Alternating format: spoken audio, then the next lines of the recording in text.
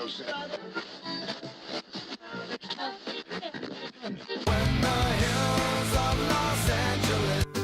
Angeles, I'm and most Hollywood nights.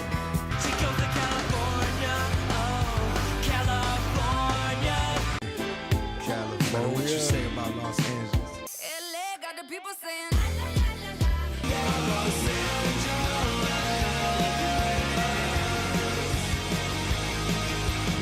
You're listening to Corner of the Galaxy on cornerofthegalaxy.com.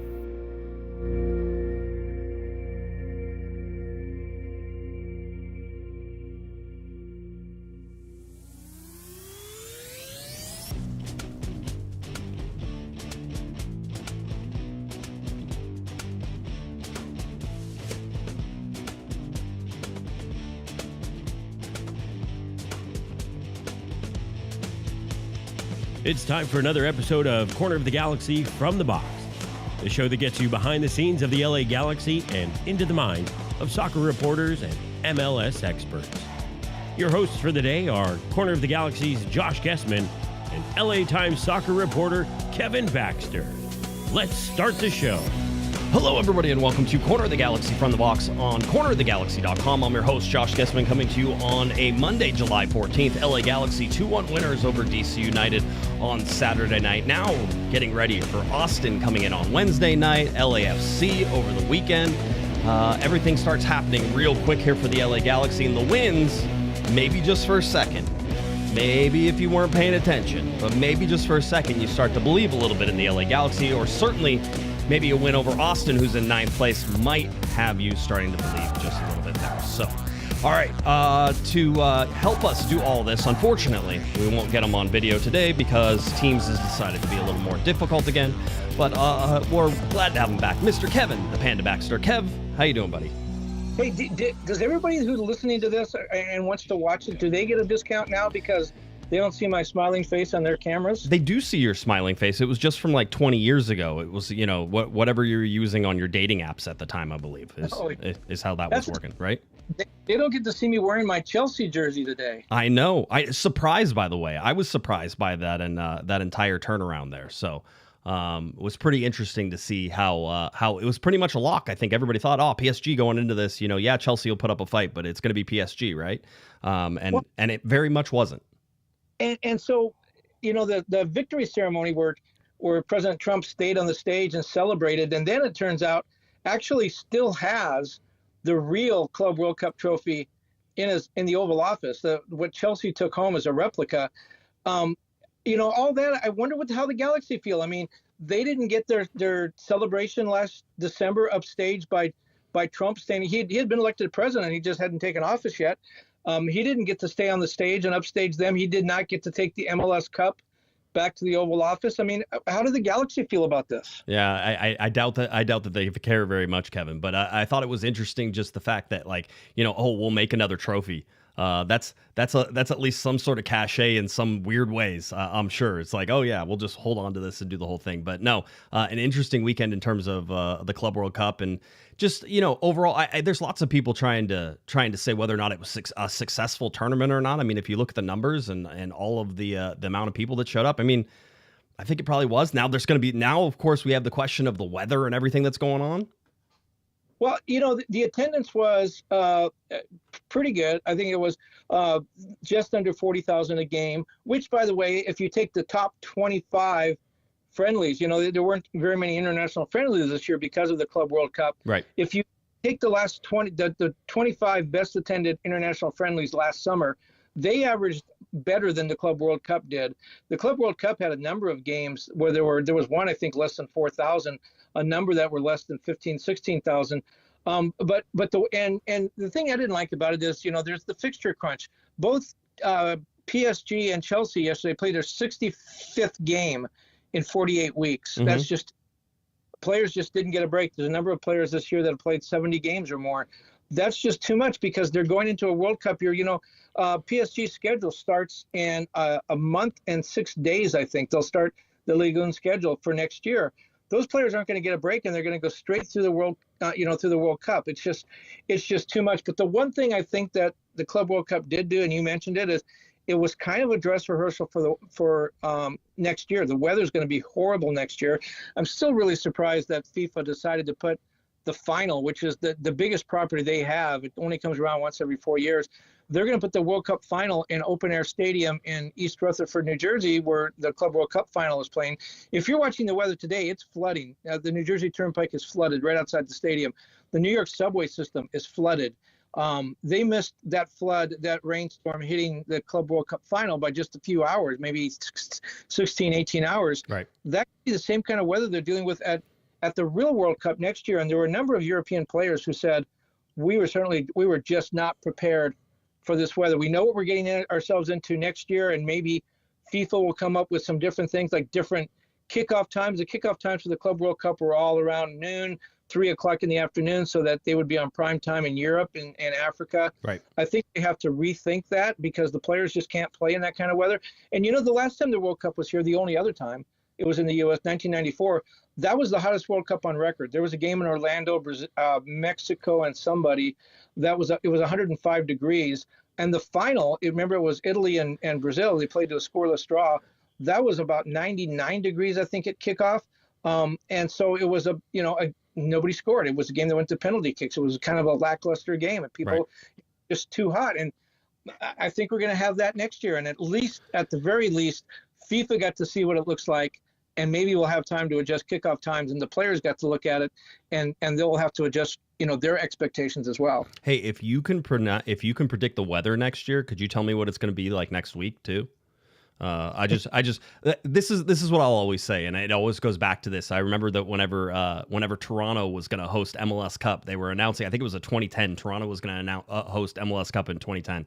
And I went to MLS Cup in 2009, and they were talking about Toronto getting ready to host that game for the next year. And they're like, and Don Garber went out there and said, hey, it's 48 degrees or 52 degrees today right now. So a year from now, we expect similar weather. And then it ended up being like 22 degrees, right? Like, so the whole deal. So, I get it. Certainly you could, having it in the summertime is going to be a gamble in some of the ways, right? But at the other part about that is that, for me is we'll see what happens whenever it happens. Could be a heat wave, could be a cool trend. It might not even be an issue, right? But I think they at least have to think about some of the things that they're doing, and they're going to try to put those into good windows for European viewing time and that type of thing. So that way you get good stuff. So that means there's going to be earlier games, and maybe that's where you think that through a little bit. Well, I have a column for tomorrow that'll go online early in the morning around 4 a.m. and it'll be in the paper tomorrow afternoon, where I actually talked to not a weatherman, I don't know what you call him, a guy that does weather forecasting. He said, look, meteorologist? Well, maybe one of those guys. I don't know if he's that big a deal. But in any case, he does the weather. And he says that, the last couple of years we've had these heat waves. He goes, there's no reason, to your point, there's no reason to expect it's going to be any different next year. And my point kind of was, look, they're going to play somewhere around 80 games in the U.S. It's a 104-game tournament. They're going to play somewhere around 80 games in the U.S. There's 11 different cities, but 4 of them, Atlanta, Houston, L.A., and Atlanta, Houston, L.A., what's the other one? There's 4 dome stadiums or retractable roof stadiums. In Dallas? Dallas, Arlington, is where I thought it was going to go. That would have been a way to sort of hedge your bets. Okay, so maybe it's going to be nice, maybe it's not. We don't know. But we can't take a chance of waking up on the morning of the World Cup final and it's 100 degrees, or we have torrential rain, one or the other. So put it in a stadium with a roof. That way you don't really have to worry about it.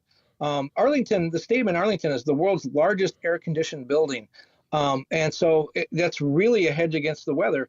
But they decided they wanted to go to New York. I think New York, New Jersey made a really good pitch. Their site committee. I think FIFA wanted to be in New York, one of the biggest cities in the world, the sort of the Big Apple. They wanted to be there. They wanted to have that as the dateline for their stories, even though the dateline will actually say East Rutherford, New Jersey. But they wanted to be in New York and have the media capital and have all the parties and that stuff there. It's easier to get to from Europe by plane than it is to get to Dallas. So, they made that choice. But we'll see next year. Like you said, we'll see what happens. But given the weather today, 1 year from the World Cup final, didn't look good. Yeah, I'll tell you this: if you would have had the weather here in Southern California, later this week, it was hot, and then all of a sudden it got cooler over the weekend. So it's one of those things. I think we'll watch it, but also if you don't watch MLS through the summer and know. And players talk about this. Galaxy players have talked about this recently. That you're in summertime, right? It's time. The championships are won and lost in the summertime, and so trying to survive the heat, which is always fun because we always talk about shifting the schedule and doing other things. The heat is as much of a burden to MLS and everything that's going on as maybe the winter weather would be, further north. So because the United States takes up, so much space and you have the different climates across all the different areas, from north to south, you can try to find some weather that might be good for you. But we know it's hot. It's always hot in Major League Soccer. FIFA knew it was hot before they did all this. So we will watch it. And it was hot in 1994, as you pointed out correctly. So all interesting. And you point out another thing about the size of the country. That's another thing. Some of the European players I talked to, with PSG and Inter Milan when they were here, one of the things they pointed out that I really didn't even think of is the size of the country. PSG played all three of its group play games on the West Coast. They played 2 in the Rose Bowl and 1 in Seattle, but they wound up playing down in the South in the knockout round. They wound up in East Rutherford, New Jersey for the final. Yeah. So they traveled across the country and played. And when you think of the Qatar World Cup, that was all in one city. Yep. There wasn't a whole lot of travel in Russia. I mean, it was a bigger city, a bigger country, but like I was there for that World Cup. I don't think I had a flight longer than 2 hours. Right. Most of the World Cup in Brazil was sort of in the Sao Paulo, Rio area. The U.S. did have to go to Manaus. That was a long flight, but for the most part, that wasn't a difficult World Cup. I don't think travel-wise. This one is going to be much different, especially with 3 countries involved, and there's going to be a lot of travel. And that's another thing the European players pointed out to me is, you play in France or England here, and they're going 6 hours if they go coast to coast between games, and getting into a different time zone and different climate. I think the Club World Cup did serve a real purpose in getting people used to that. Yeah, I'll say this. Also, lessons they could have just learned from Major League Soccer. We talk about all this stuff all the time. So the LA Galaxy haven't been having to travel, though, Kevin. They have been staying at home. They now have 3 consecutive wins at home. That is crazy whenever you think about it. What is it when your team gets more points than the other team? What do you call that? This almost feels like Major League whenever it's like you win one game, then you win another. That's called a winning streak, right? It has happened before. It has happened before, right? 100%. No, you watch that, and this Galaxy team who had 1 win or had 0 wins whenever they went against RSL not too long ago, beats Vancouver on July 4th, now takes care of DC United, and will look to make it 3 games in a row with a win, which was something Greg Vanney, as we talked about last year, has stumbled with during his time with the LA Galaxy. Wasn't an issue last year, but could possibly right the ship. I was reading Matt Doyle today, and he goes, listen, the Galaxy shouldn't really be in the playoffs, but if they beat Austin, which is the number 9 team, which is the last team that's currently in the playoffs, if they beat Austin, they'll at least have something to talk about, right? And I think that's all the LA Galaxy are looking for. So often we hear Greg Vanney talking and preaching about 1 game at a time, 1 win at a time, but one thing at a time. Don't get ahead of yourself. All you can focus on is that first that first win, that first game, that one that's right in front of you. You can't look anything beyond it. Even whenever I got them last week to sort of admit that, they knew they had 3 home games in a row and they were going to try to take advantage of it. But this for the LA Galaxy is an important step for them. Should they win against Austin, making it 3 wins in a row, it does something. 15 points now, and then 11 games to play, because there's just 12 games remaining in the season right now, Kevin. If you can believe that. I don't know. It feels like the Galaxy just started to play, but maybe we've been watching some of that. Well, the one thing I think the rest of the league now is screaming, break up the Galaxy. They're too good for us. They're 3-1-2 in their last 6 games, right? Yep. The first game winning streak of the season, as you mentioned. They got 11 of their 15 points on the season they got in the last 6 games. Yes. So what does that mean for the rest of the league? The 2-game winning streak, there's only 5 teams in the league, including the Galaxy. It's the Galaxy, Miami, LAFC, RSL, and Minneapolis. Only those 5 teams have won their last 2 games. So the Galaxy, one of the elite teams with a 2-game winning streak. As far as teams that only have 1 loss in their last 6 games, which is the Galaxy, again, 3-1-2 in their last 6 games, only 8 teams have had 1 loss in their last 6 games. That's San Diego, Nashville, Columbus, Minneapolis, Miami, LAFC, RSL, and the Galaxy. So the Galaxy are really in some rarefied air. And the question that comes back to me with that is, where was this? Well, it's not like they got a trade. It's not like they picked somebody else up. It's not really like they got healthy. They did have some injury problems earlier, but this group they're playing with right now is the group they've been playing with for the last couple of months. So why now? Why not before? What happened before? What was the difference between before and now? Because it's the same group, and I don't know that the schedule got markedly different to the point where they should just walk through these guys. They've, yes, DC United, they should beat them, but they've had some tough games. So why now? Why weren't they able to play like this before? Yeah, well, I'll push back against you and say that if this team is one that is now coming out of the first couple of months of the season, right? You're sort of saying, oh, okay, they're starting to figure it out. I do think the injuries and all the stuff that happened at the beginning sort of delayed them coming together, and then for whatever reason, one that I'm sure we will search for answers from here until the end of time. We'll try to figure out how they went 16 games winless to start the season. Just some crazy stuff. I don't know. I mean, some of it, Kevin, is that you're watching, Marco Royce have the impact that we thought he would have at the beginning of the year, right? We're watching, Joseph Paintsel and Gabriel Peck sort of pick it up and start playing a little bit more the way that we expect to, although I don't think that they're there yet. We're seeing Diego Fagundes, who has been playing well, but I think probably not seeing the results of that, is starting to, again, have his influence. The guys who we pointed at that needed to have bigger influences have had that. Maybe the addition of Nascimento as the 9 has changed things a little bit for the LA Galaxy. Even though I didn't think he had a great game against DC United, I think that he's been better in there than anybody else that they've had up front, and that's knowing that Christian Ramirez had 4 goals whenever he first started playing for the LA Galaxy in this. So the defense, I think, has gotten a little tighter. Maybe the addition of Julian Aude in the last 2-3 games starting on the left back has changed things, and that's one of the things we've been sort of talking and preaching. So it's the fact that I'll go to this. If you're going to point to one thing, it's the fact that Marco Royce is quote unquote feeling healthy and playing the way that he's playing, because the LA Galaxy needed somebody to create chances and to finish chances and to be the leader on the field. And Marco Royce has been that guy over the last, couple weeks at least, and probably the last couple months. Well, yeah, back to April. I think he's had 11 games in a row now where he's had the goal contribution. He's making it really easy to pick the MVP of the team this year. It's 12 games now. It's 12 games, 12 goal contributions for Marco Royce. Yeah, so it's making it much easier for us to pick the MVP. By the way, the Galaxy now no longer have the worst goal differential in the league. Correct. They're, I think, third from the last. But do you know what that goal differential means? That they're not. It means they're not in 30th place anymore, because they jump up above Montreal, who now has the worst goal differential, and they're tied with them on points per game. So it's the goal differential that's currently separating them. So the Galaxy no longer the bottom of the league, although they're tied for it. They're in 29th and just 3 points behind St. Louis, who won on Sunday. So for a brief second there, they were tied for St. Louis as well, but with goal differential a little different there. So I started thinking, okay, so this team is playing really well right now. I started to scratch out a little bit of math, which is always a really dangerous thing. But as you mentioned, Austin right now has the last playoff berth, and they're averaging 1.29 points per game. The Galaxy are at 0.68, although last 6 games, obviously much better. So if Austin stays at 1.29 points per game, and that's what you need to get to for 9th place, I hate to disappoint everybody, but the Galaxy would have to basically go 9-1-2 in their last 12 games to get to the 1.29, right, and look like they would have a playoff berth. They would need 26 points the rest of the way to get to 1.29. That's going to be really tough.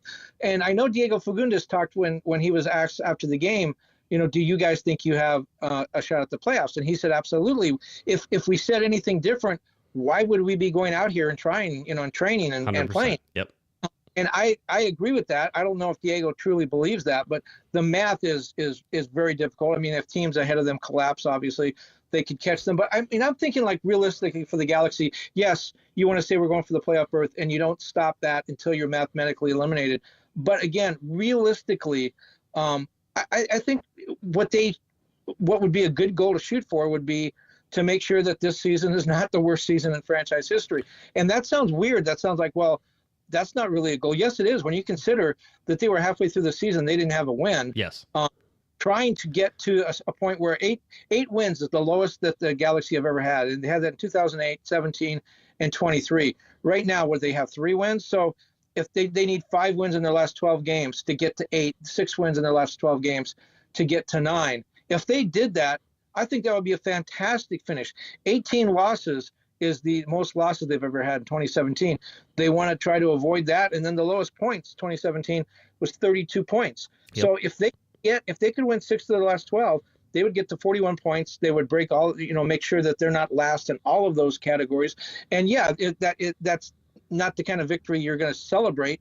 Certainly not going to invite President Trump up onto the podium with you, but I think that would be a fantastic finish considering where they were halfway through the season. Yeah, you're not wrong. No, it is. And we can actually go look at this. Funny enough, Kevin, I know that in right now, the worst team after 22 games was in 2007, 17 points in 2007. All right. So should the LA Galaxy win against Austin, that would move them to 18. And in 2007, the next game, the 23rd game, was a 1-point game, which would take it to 18. So they would basically be tied with that worst record in franchise history. And it's funny because you can sort of watch as we pull up the chart that is the one that it has every season charted on it with lines all over the place. And, it's sort of showing the grouping from the best to the worst. And the LA Galaxy have been submarinating it underneath this giant group of LA Galaxy teams through all, 30 seasons.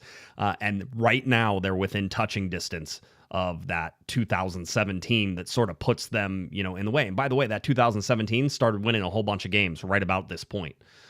So, it's not, let's say it's not unprecedented to see that the LA Galaxy could suddenly turn stuff up and win. But I think trying to bank on any of that, it really is, and I hate this because for the most part, whenever you talk to a coach, and I think you'll sort of get this too, the one game at a time thing, Kevin, can get real old from people. It's like, yeah, we get it. It's one game at a time, but there's a bigger picture here. Are we looking at the bigger picture? The whole deal. But for Greg Vanney and those guys, don't look at the bigger picture, right? It's like you just avert your eyes, just keep winning, and maybe you'll be surprised at the end of the year where you're at.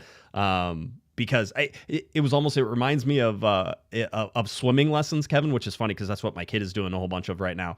Swimming lessons is like you tell them to swim to you and then you back up and they keep going because they're trying to catch you and like they're not really paying attention to how far they're going. And then when they finally come up from air, they realize they just swam all the way across the pool. That's what the LA Galaxy need to do right now. They need to start moving the finish line on them. All right. And they need to close their eyes and just keep swimming underwater until they run out of breath. Well, John Nelson said something a couple of weeks ago when they were going into the second half of the season. And he said Greg Vanney told them, look, forget the first half. We got to start anew. We have 17 games to go. And let's see what our record can be over these final 17 games. But I thought that was a pretty good way to sort of frame it. He never said we're out of the playoffs, we're not going to make it. But that was something of a concession speech, I thought. It's like, forget the first half. It doesn't count. It doesn't matter anymore. Let's see how we can close this thing. And that's fixed. You can't go back and replay that game. It's over. And the Galaxy, it seems to me like the way they've been playing lately, have sort of adopted that strategy of yesterday's gone. The first half of the season is gone. That long winless streak is gone. We're on to something else now. And whether they're playing it one game at a time or whether they're playing it half a season now, if they can continue playing this way, I still think the playoffs are probably a bridge too far. But if they can finish this, feel good about themselves and build that chemistry, as you said, maybe not Cemento, maybe that's the sort of thing that they got dialed in. And Marco Royce and Ricky Puig is going to come back here eventually. And when you add him, maybe it's all for the good. And this was brought up in the chat room, and I'll just paraphrase it, and I'll say it the way. Did MLS have their heads up their rear ends whenever they decided that this transfer window would start July 24th? Kevin, we have less than 12 games left. The transfer window is supposed to be something that happens in like the middle of the season, right? This is the whole. The middle of the season has come and gone. It was gone a long time ago. All right, trying to then to watch these teams. And by the way, last year the Galaxy prioritized getting their guys in early because they said, hey, with the way that the League's Cup is going to break and all those things that, it's going to be a weird year, and trying to get guys like sort of ready and situated in the summer may be harder to do than it normally is, right? And they gambled on that and they got it correct. This year, they were pretty much had what they had at the start of the season. And now this transfer window is coming up. We're still not there. We still have 1 week until the transfer window opens. Even more than that, right? A week and some days.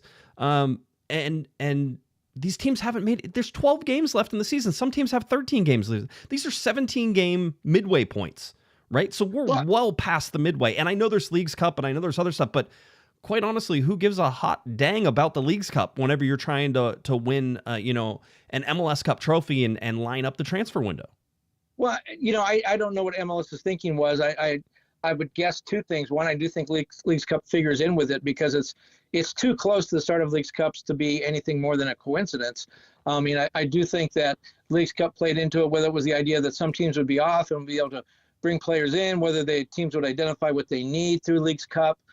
It's also close to the European transfer window. I think that might have had something to do with it. Sort of put all those things together so that you can make a decision. Look, I'm not going to get this guy I really wanted from Chelsea's, so I can go out and get somebody in the league or whatever.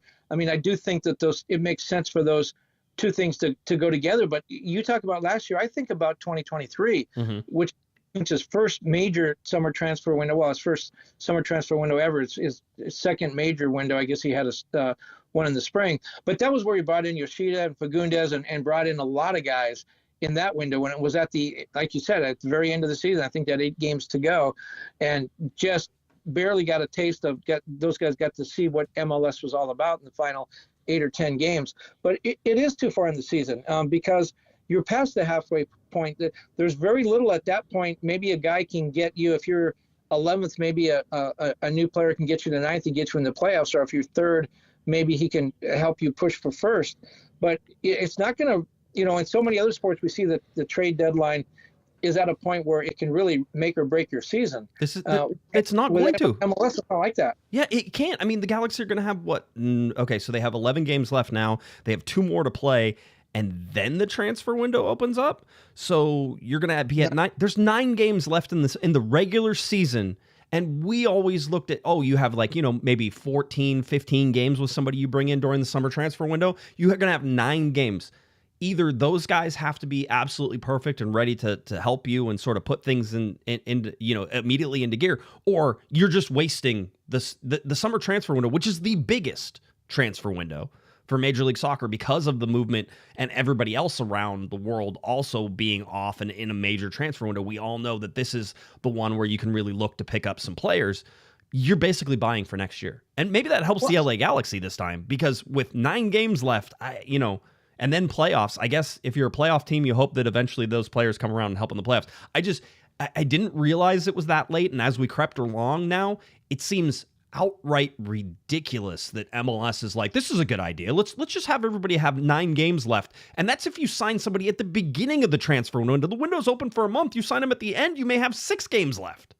Yeah, and the transfer window, really, the summer transfer window is set up for the European teams because they're starting their camps and getting ready to start their season. When you think about the players that have had the impact, at least the ones I can think of that have really had an impact in MLS, are guys that have come as free transfers and signed when their contract ran out, which is European contracts run out, June 1st, March 31st, and guys came in June, and I'm thinking of Chiellini and Gareth Bale and Robbie Keane coming in August. I think that was a free transfer. Steven Gerrard, guys that came in that June and July window and were able to actually play a few games. Yep. I think Robbie Keane made that 2011 team, and he came in August and scored. I think he scored in his first game. Zlatan, of course, came as a free transfer, and he got here in March. Right. But it's guys that you're waiting for the transfer window. As you're right. I mean, they just get here too late. But by the time they get here, get acclimated with their team, get used to the weather and the time change and everything else, they've got 3, 4, 5 games really to make an impact if they go to the playoffs. Yeah, it's not very often, Kevin, that you and I can get go for almost a half an hour without actually talking about the game. There was a game? Yeah, there was a game. I remember. I remembered it. Yeah, the Galaxy, surprisingly, right? It was one of those. It was one of the first times in a long time that I sort of have been on the Galaxy side saying the Galaxy should win this game. DC United traveling all the way across the country, technically coachless at the time. They had Benteke, who just had come back off of injury, and so you were sort of wondering what his inclusion was going to look like. And I think for the Galaxy, probably saved any sort of semblance of a season with the fact that Benteke had to come on in the second half and didn't start this game, because when he did come on, I thought the Galaxy had trouble dealing with the rest of DC United. It's not often Kevin, that you see a game plan by a traveling team that is sort of like, hey, let's absorb pressure, absorb pressure, absorb pressure. Let's not try to go out and just, balls to the wall. Really, let's put the press on because we know we're going to get tired. So what we're going to do is we're going to put all our energy up front, and then we're going to try to survive the rest of the game, the whole deal. DC sat back until that second half, until Benteke basically came out, and then the press started coming up higher, and then the Galaxy started having more and more trouble. But starting lineup for the LA Galaxy, unchanged from last time. You had Mitrovic in the back, you had Aude on the left, Garces in the middle, Yoshida in the middle, Yamane on the right side of that back line. Your midfield was Fagundes, Royce, and Cerrillo. Then you had Paintsel, Nascimento, and Peck. So unchanged again. And again, it was on the other side. It was Baji who was filling in for Benteke at the number 14. Baji had a bad game. Then Benteke came in and played, I thought, well, although the stats don't show it. He caused problems, and then the Galaxy had some issues. The big deal here again for me, Kevin, and I'm a big fan of scoring first. LA Galaxy get on the board first again through a Marco Royce goal in the 23rd minute.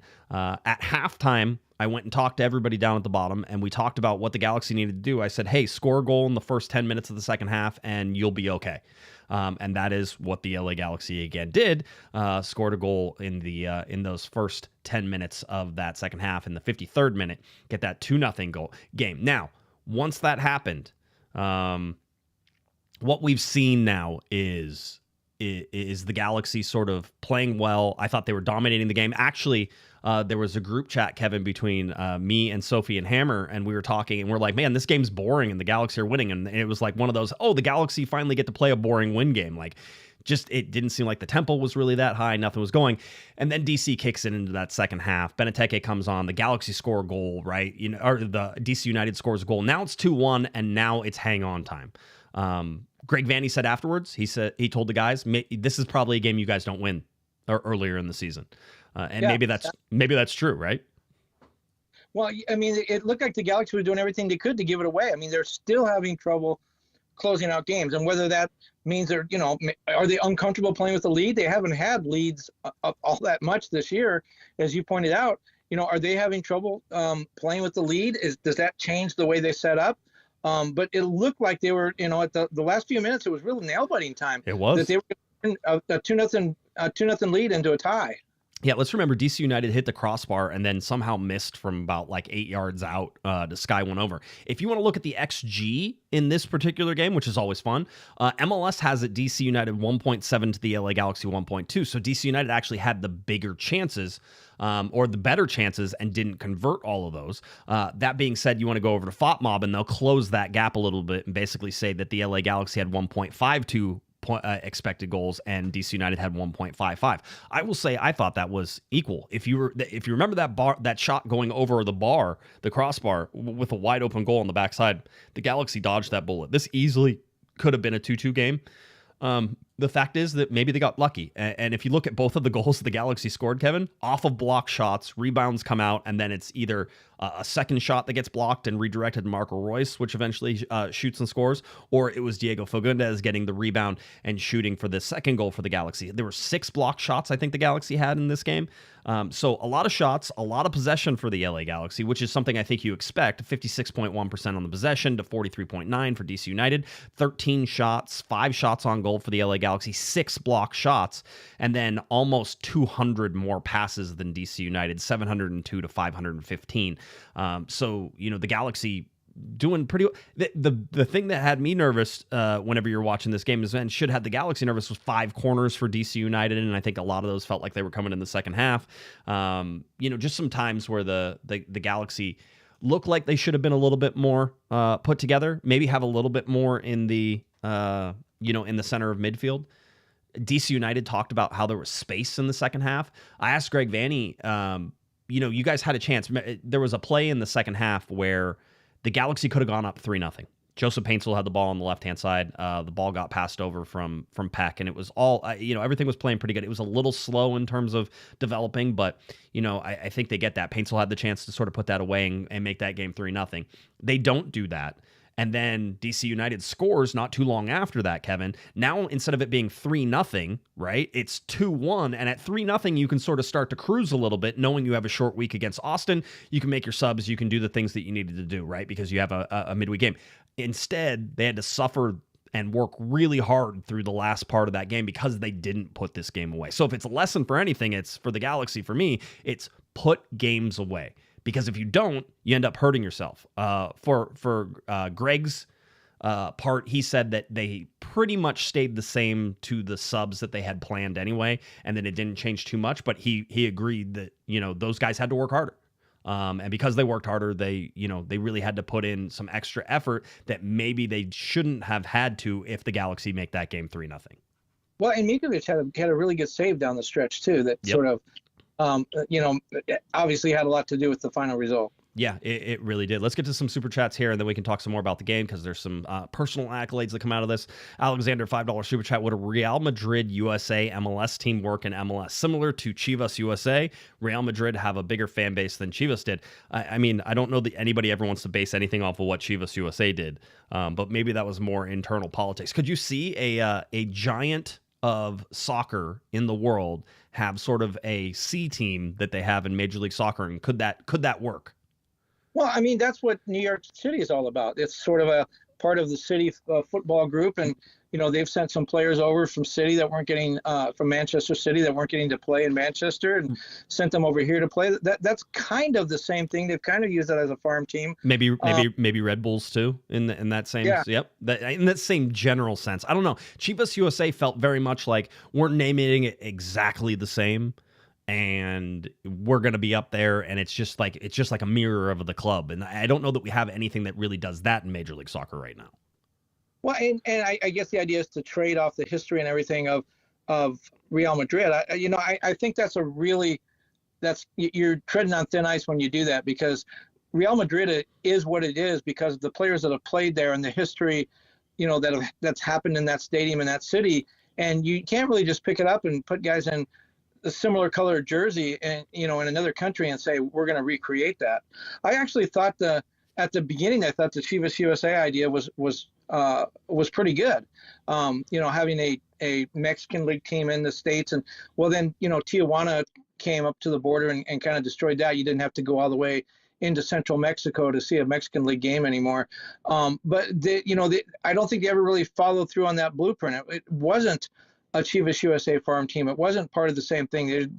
They just wore the same colors, and it was totally different. The rules in MLS made it totally different. Yeah. So, I think, you really can't take, AS Roma, you can't take Manchester United and bring them over to the States and put them in Kansas City and say it's the same thing, because it's not. Yeah, interesting. Alexander, another $5 super chat. Since the LA Galaxy is known for signing big names, why do you think the Galaxy passed on signing Messi in 2023? Was there a report that I missed that Messi was coming to the LA Galaxy in 2023? Did you know anything about that? I hear that. I guess they just think that since he wound up in MLS, right, some passed up on the Galaxy. Yeah. I don't think that was ever going to happen. No, David Beckham had that on lock. $5 super chat from Adam. How do you guys feel about more season members canceling their memberships? Been seeing those letters and going out. It'll be consistent with me, and I've been consistent about this.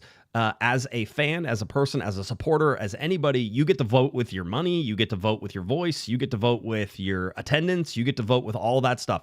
To me, saying that anybody shouldn't do that or can't do that is gatekeeping, and you get to support the way that you want to support. And I certainly understand the people who are upset right now. So for me, not surprised. And if people want to vote that way, then, that's certainly one way that AEG and the LA Galaxy feel that, is to not have that money coming in right now. So, I mean, one, with bad play, and two, with the slight of not putting out a statement in support of, a large portion of their fan base. So, it doesn't surprise me. It was really quiet there Saturday. It was a silent protest from both groups. LA Riot Squad, in solidarity with the situation going on, and Angel City Brigade and Victoria Block continuing their silent protest. It was weird. I was sitting next to Damien, and I said, man, it kind of reminds me of COVID a little bit, right? And not COVID when there was nobody there, because that was a way different thing that was going on. But whenever fans did start to come back, and there was like limited amount of people who were allowed back in the stadium, Kevin, that's what it sort of reminded me of a little bit. So I think the Galaxy reported over 21,000 for that. There were not 21,000 people in the stadium. It got loud when goals were scored, right? But in between, there's the supporters group and I think this is true, and maybe Kevin, you can agree or disagree with me, but the supporters groups link the loud times and the quiet times with movement, action, energy, all that stuff. And it is weird to feel sort of that energy drain in a stadium where, you know, you're not hearing that continuous din and like in a positive way, racket and energy that comes to it. So I kind of feed off the supporters when there's nothing going on, when the guys are kicking the ball around in the middle of the field and the, you know, teams are sort of setting up their attack and trying to keep their defensive shape. And it doesn't look like there's anything going on, but of course, you know, the chess match is in full swing. But the ball's in the middle of the field. It's not close to a goal. They're not going to score. And the drums and the noise are still going. And you realize that something's happening here. You just have to look hard to see what it is. That's kind of what keeps me going. And you know, I'm clearly on the side of the supporters for, you know, we've talked about this a lot and what they're standing for, what they're pushing for. It's a real self-inflicted wound on the part of the Galaxy. And it does feel a lot like 2023 and the standoff between the team and the Galaxy. I think all the Galaxy had to do at the start was just issue a statement. Yep. And, you know, LAFC did that and, you know, they've come out looking really good and their supporters are happy with them. When you go back and look at the statement, all it just basically said is, yeah, we see what's going on and we stand with our community. I don't think that was exactly the Communist Manifesto. I mean, I think the Galaxy could have said something similar to that, and I think everybody would have been pleased. But I think the door is closed on that. I think now it has to be much more of a meaningful sort of statement and maybe like the Dodgers with, you know, some financial support for the community involved. I think the day of just a statement, just saying, you know, we see you, we hear you, we support you. I think the Galaxy are beyond that. They're going to have to come up with something more meaningful or just continue to piss off their fans. Yeah, that ship has sailed in a lot of ways there. So interesting on that. Gus, by the way, $2 super chat says train club on Sunday. And he was, of course, reminding me that the LA Galaxy Star Squad will be out at the train club on Sunday, July 20th from 10 a.m. to 12 p.m. Cosmo will be out there. The trophy will be out there. Come out for some free train rides. We certainly appreciate it. And so hopefully we can have a little fun around our community and try to push away some of the absolute evils that are going on out there. So we'll try to do that. But the Star Squad will be down there again on July 20th. Go to ocmetrains.org is where you can find that. All right. So that's that. Now the personal accolades, Mr. Kevin. That Marco Royce guy is team of the match day again. What do you know? You play well. The Galaxy win games, and all of a sudden they start having team of the match day guys. Marco Royce on that list this time. It was Joseph Paintsel last week for that. So again, win some games, get on team of the week. We've been watching this LA Galaxy team sort of struggle to make an impact across the league, and now with the wins, you're starting to see that a little bit. It was the first time, however, Kevin, they won, but didn't do it in a shutout. Up to this point, it was 2-0 over RSL and 3-0 over Vancouver. It was just 2-1 against DC United. But again, 24 goals for, 43 goals against for the LA Galaxy. Not exactly ripping and ripping it and gripping it. Grip it and rip it, as they would say in golf. You know, Marco Royce has been here less than a year. Yes. It seems like he's been here a lot longer. And I do remember when he first came, and I didn't think this was going to work out. It felt to me, and this is not having any kind of a long conversation, and I could be way off. It could be just the way I read a couple of his comments that I heard him say. But when he first got here, he talked a lot about, like, when I played back in Germany, and I've been here, and I've done that, and I've experienced this. And it reminded me a lot of Steven Gerrard, like, you know, this is MLS.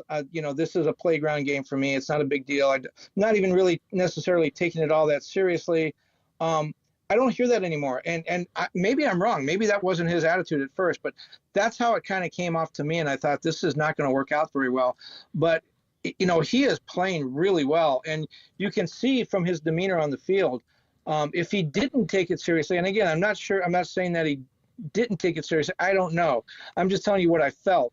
But if that was true, he's certainly taking it seriously now. And I think he's having a lot of fun. And I think he's sort of, MLS is what it is, whether it's good or bad or indifferent, however he views it, I don't know. But he's applying himself. I think he's having a lot of fun. He's enjoying the fans. Right. He's enjoying going on, and you can see it from the way he plays. If I read this correctly, and I saw this happening as I was coming down and headed towards the press conference, but there were some people who had traveled to the game. I'm going to try to say this and paraphrase the story that I saw because I was sort of wondering what the whole deal was. But Marco Royce got the Lars player of the game, right? And so usually they do the whole beer thing down in front of the capo stand and all that stuff.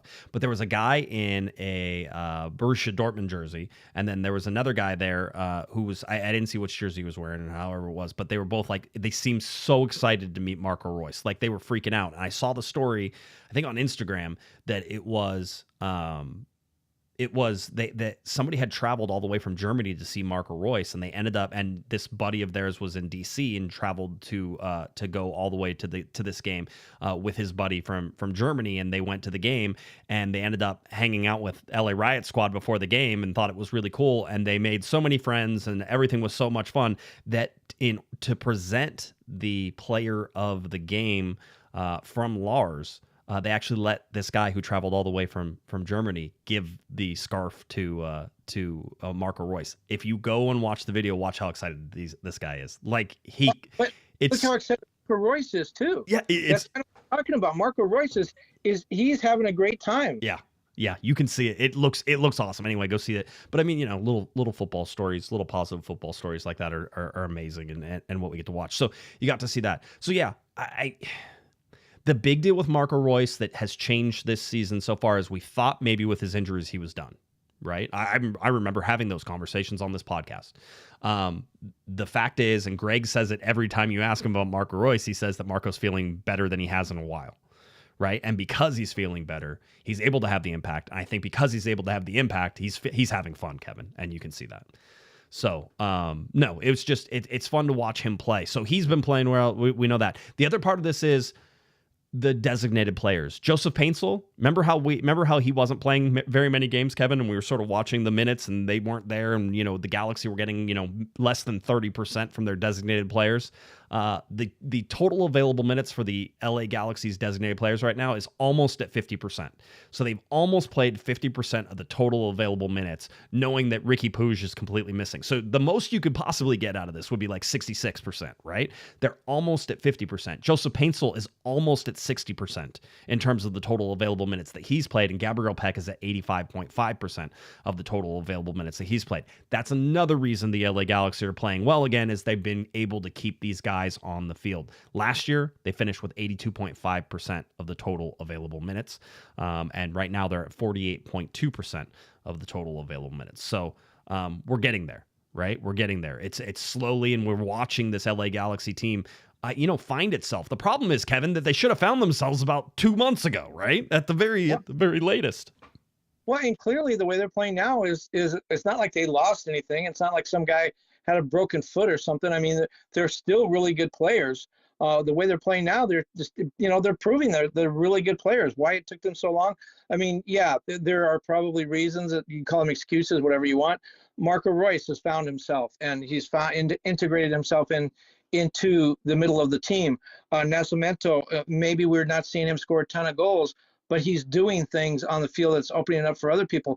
Paintsel still leading the team. He did again this 2 weeks in a row at least, where he's led the team in shots and shots on goal. I think maybe that's something that Greg Vanney would probably like to see, that maybe a little more evenly distributed. Maybe you get Gabriel Peck to take a few more shots in there.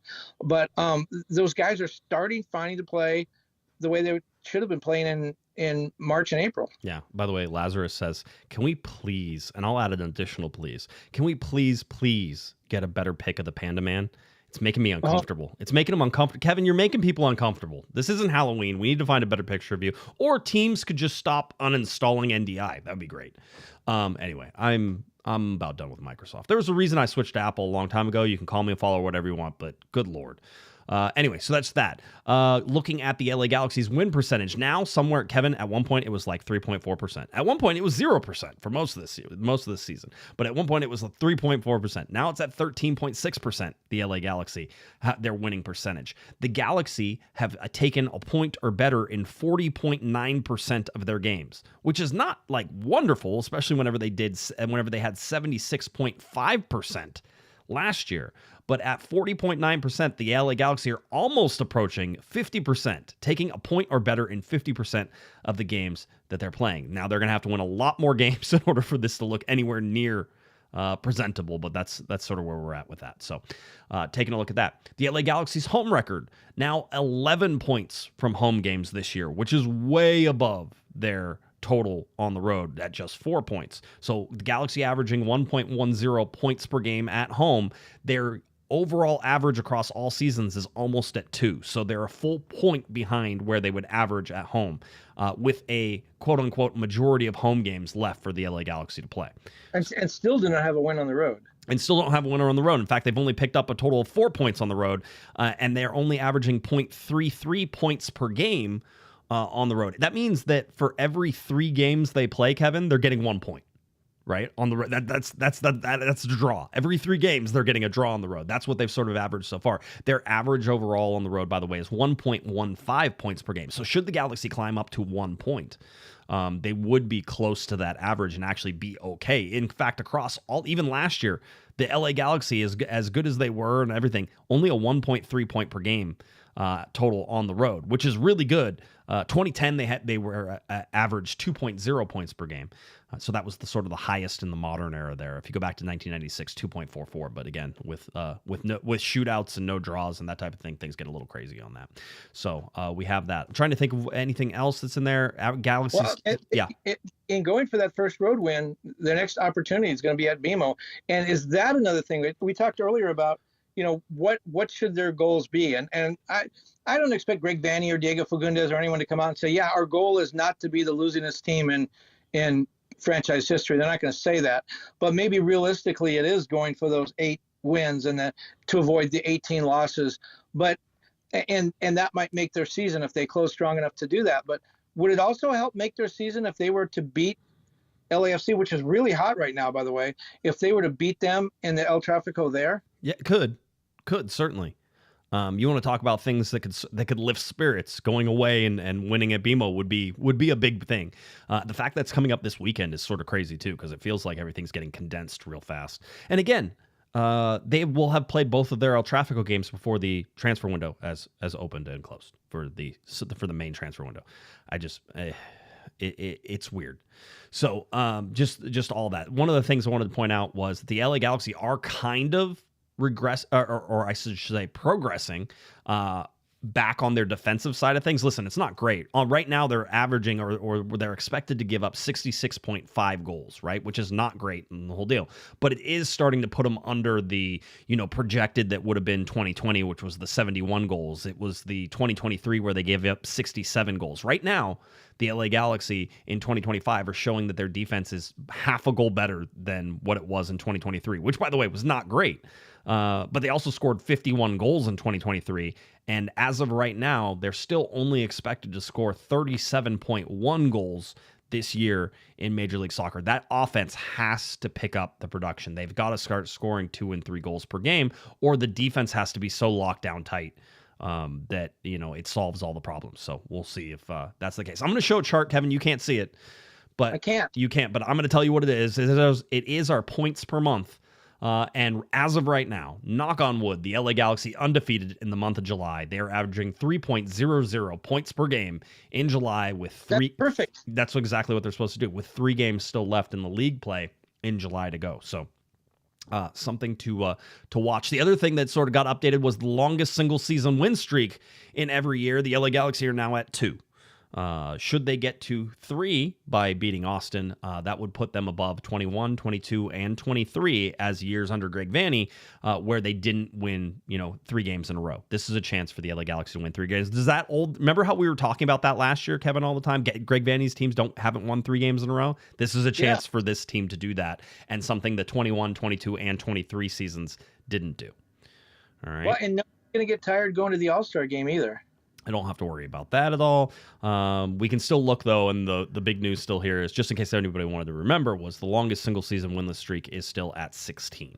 And that was set this year. 16 games without a win for the LA Galaxy. A lot of fun. Good times. It was fun. It was fun going through all that, right, Kevin? It was fun to watch a team somehow, amazingly, not win a game in 16 games.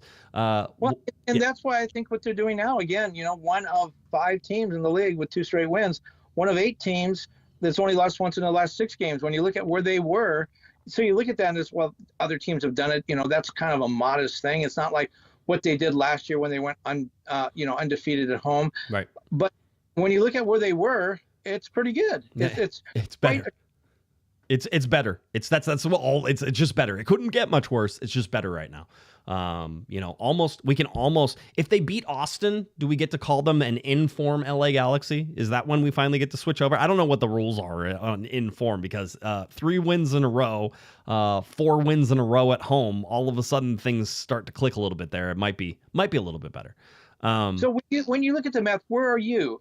Is this, we probably shouldn't even be talking about this, but no. Is there any chance for the playoffs? You can never say never in sports, right? Like who knows? The Galaxy have 12? Is it? Yeah, it's 12 games remaining. The Galaxy have 12 games remaining. Kevin, I guarantee they will make the playoffs if they win all 12 of those games. It's one of those. It's like they're going to make it. That being said, that seems almost impossible, especially whenever you look at playing against LAFC on the road, playing against Miami on the road. Although that Miami game, we really need to watch that. If Miami progresses in the Leagues Cup, that game could slide somewhere. So I'm interested to watch to see how that plays out. But yeah, no, it's ridiculous to say that, yeah, they have a chance at the playoffs, but you can't count it out. It'll be something we can watch, right? It's if the Galaxy win the next 2 games, Kevin, we have to start talking about it. Like, seriously, you have to start talking about it. Like, oh, well, now they're within this reach. But it feels too far away right now to sort of say, they're 12 points out, I think, of ninth place. And so, yeah, if everybody else just forfeited and the LA Galaxy won 4 games, then yeah, they would tie for it. But those guys aren't. Well, like I said at the stop, I have them needing to go 9-1-2. Yeah, that's a lot. Last 20.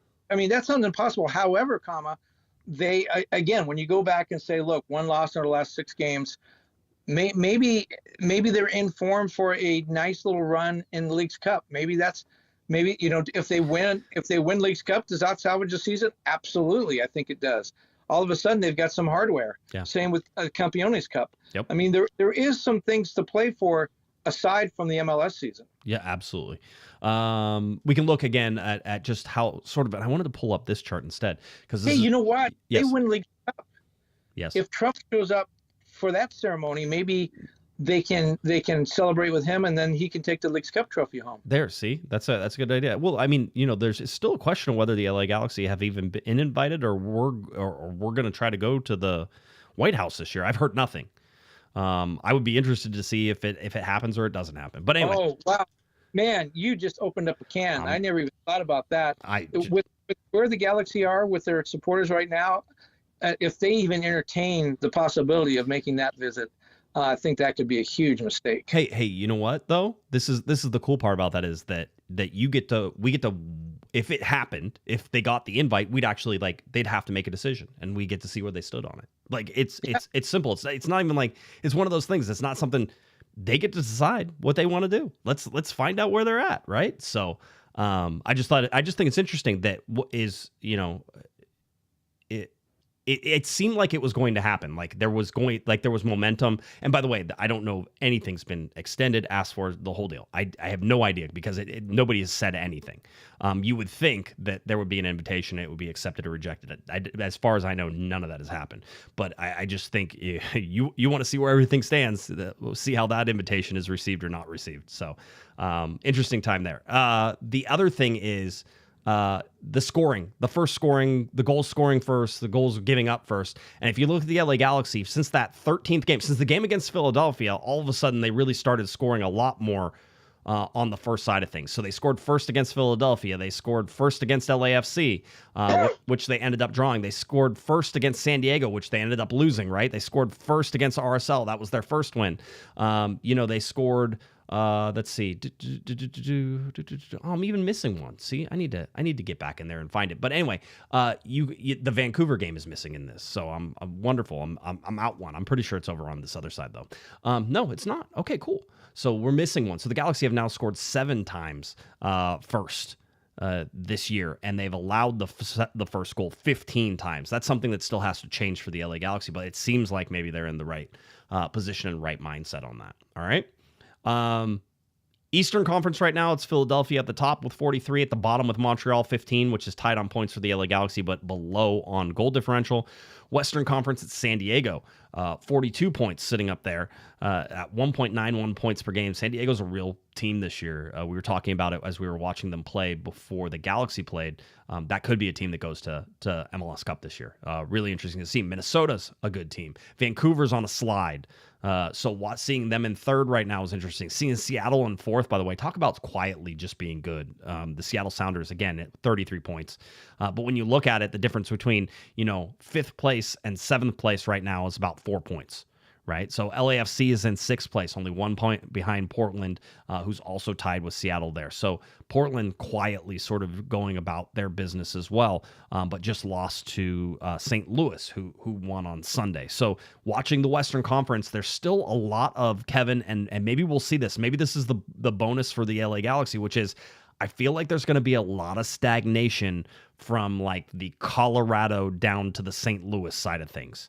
Colorado apparently was playing better. I didn't get to watch their game this weekend, but, playing a little bit better, starting to bounce back a little bit. San Jose struggling now a little bit in the A spot. Austin is up next for the LA Galaxy, and that's a real opportunity for the Galaxy to go ahead and pull a 6-point switch, right? That's going to be a big one. Try to knock Austin out of the 9th spot and also pull themselves up a little bit.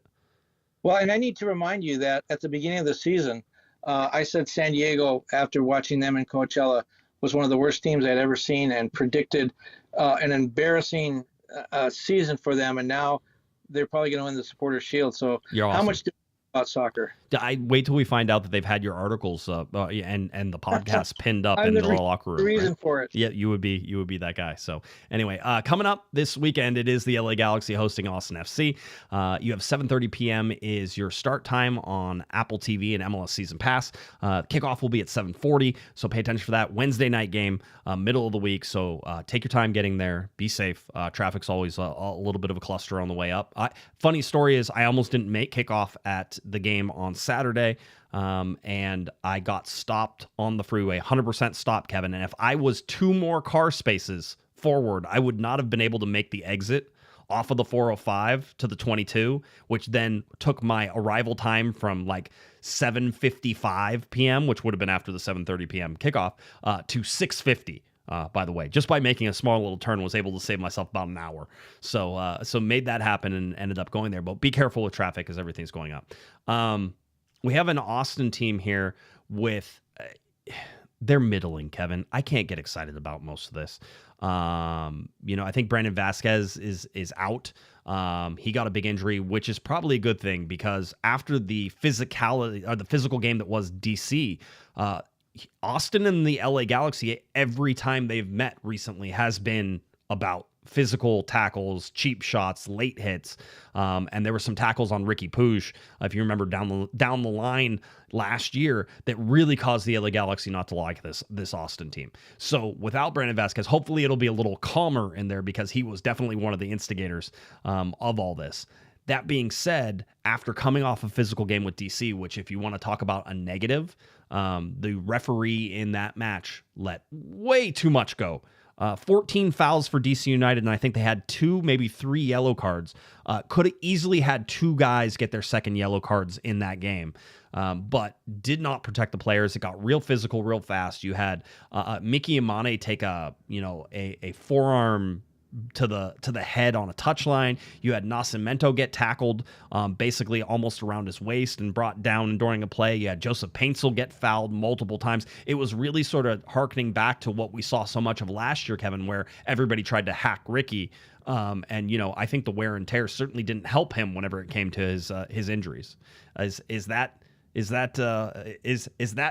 fair to say? Austin and the LA Galaxy are usually physical. Yeah, I think more so there than here, but yes, there's a little animosity between those two teams. Yeah, you can see it, and you can certainly feel it. So Austin's coming off of a 0-0 draw at home with New England, so not exactly. And Austin is clinging right now, Kevin, to that 9th spot in the playoffs. So they are right there. If anybody goes above them, they'd be out of a playoff spot. So this is a chance for the Galaxy to pull somebody down and raise themselves up. We sort of talked about that a little bit on Thursday.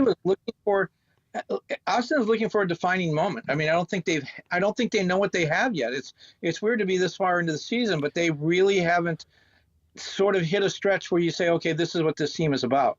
Yeah, you're not wrong. I mean, their best player right now on the field, according to FOTMob, is going to be Stuver at 7.2. Pereira is in there as well at 7.1. I don't know. Bukhari at 6.8 on the wing. Maybe a little bit. The entire defense outside of Dessler on the right side is is basically 6'7", 6'4", 6'6", and Dessler's just under a 7. So a little bit from that right hand side. What was that? That's pretty tall. Yeah, you wish. If we're going to the LA Galaxy, just so you can see the ratings from FOTMob in terms of overall, Joseph Paintsel at a 7.0, Gabriel Peck at 7.1, Diego Fagundes at 7.0, Marco Royce at 7.5, Nascimento is close at 6.7, Cerrillo at 6.7, Aude at 6.7, Garces at 6.7, Yoshida at 6.7, Yamane at 6.8. We always talk about, Kevin, coaches wanting, the 6 and 7s guy. Those are the guys you want. I don't think this is the same rating scale, but you want the effort, the consistent effort, and I think you've seen it a little bit from the LA Galaxy here. Maybe Aude on that side, being able to combine with Fagundes and Royce and the quick passing, the quick movement, they unlocked DC United in that game. That's going to have to be similar to Austin, who I think is still a little more of a sit back and absorb and then try to break out on the LA Galaxy. So one to watch for sure. Any other thoughts on Austin here? No. Okay. All right. I'll give you the betting lines for everything here, because just for entertainment purposes only. Yeah, exactly. We are not professionals. Not financial advisors. The LA Galaxy currently have a 49.3% chance of winning, so almost 50% chance of winning at 1.57 projected goals to Austin's 1.04 projected goals. Austin has a 25.4% chance of winning and a 25.3% chance of drawing. I always like it whenever the Galaxy are on the road and you have a 50% chance of doing something. Austin has that, so we should at least be consistent with that. Austin also has 4 more wins than the LA Galaxy, and again is sitting in 9th spot. Your lines, your money lines, Austin at 240. I think it opened at 255, plus 255. The Galaxy at plus 100, a draw at plus 270. Maybe that draw is the money guesser on that one. So what you're saying is the Galaxy are favored. It's crazy. It's crazy. One of those things that you look at. By the way, if you're asking me, should the LA Galaxy be favored in this game? Yeah, they probably should. And that's something that has changed in like the last, 2 games. Looking at DC United, I said the Galaxy should beat DC United. I'll tell you right now, the Galaxy should beat Austin. It's not going to be easy. This is going to be a tough game for them, for the LA Galaxy. Austin will absolutely come, fight, battle, and do all those things. So, if you're looking at a 2-2 game, yeah, I could see it. But could I see it the Galaxy 2-1 again? Could I see a repeat of a sort of the same general formula that they had against DC United? Yeah, I can. Them traveling is certainly going to help the LA Galaxy as well. So that's what I got. Anything else, Kevin, you want to get to? No, I'd like to get my picture back up there, though. I mean, your picture is, we'll work on it. I have to uninstall and then reinstall and do stuff, and that's what I was trying to do before it started, and I unfortunately did not get all that done. So let's see. I'm trying to see if there's anything else. Okay, cool. So that's it. The LA Galaxy taking on Austin coming up on Wednesday night, and then it's El Tráfico over the weekend, which is going to be really interesting. We'll be back on Thursday night to talk about that. All right. Are you coming to? What was that? Are you coming to El Tráfico? I know you generally like to boycott BMO. No, I have run weekends that weekend, so I'll be at the train club for. Sounds like an excuse. No, I don't like to go to BMO. You know that. So it was like, it's not like I would ever plan to go, but I will watch the game from home. That's fine. It's way more comfortable for me.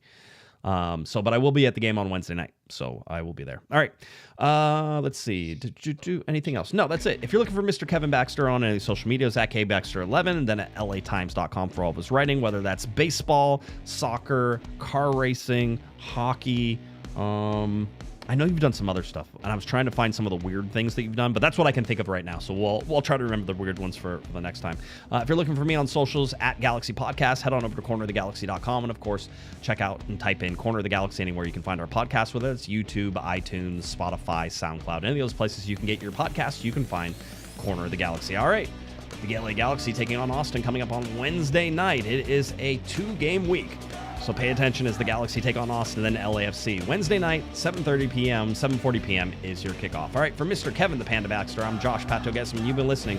You've been watching to Corner the Galaxy from the Box on cornerofthegalaxy.com. Have a great one, everybody. You've been listening to the Corner of the Galaxy podcast on cornerofthegalaxy.com. You can follow the show on Twitter and Instagram at Galaxy Podcast. And be sure to check out and subscribe to iTunes, Stitcher, and Facebook by searching for Corner of the Galaxy. Fans, we thank you for listening, and we ask that you be kind and courteous to your neighbors as you leave the podcast. We thank you for joining us and look forward to seeing you again. Until then, I'm Michael Araujo, and on behalf of the entire Corner of the Galaxy crew, goodbye, everybody.